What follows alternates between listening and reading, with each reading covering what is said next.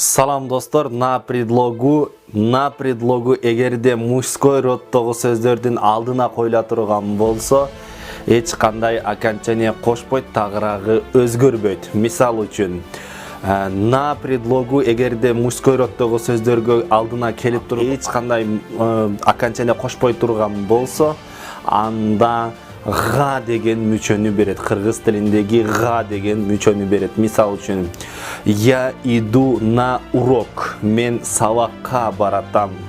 Я был на уроке десек, мен сабакта болчумун. Демек, на деген бир мезгилде эле ганы берет, жана ошондой эле башка бир учурда да деген мүчөнү берет кыргыз тилинде. Мисал үчүн, я еду на вокзал. Мен вокзалга баратам. Я был на вокзале десек, мен вокзалда болдум. Я схожу на рынок. Мен базарга барып келем. Я сейчас на рынке. Мен азыр базардамын. Демек, е дегенди аягына кое турган болсок, базарда деген суроого жооп берет. Базарда дегенди туюнтат.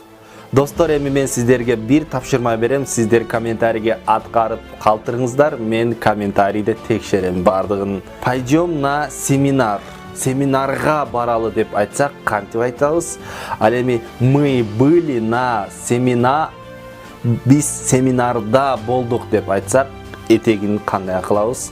Окончаниясын сөзсүз жазып калтырыңыздар.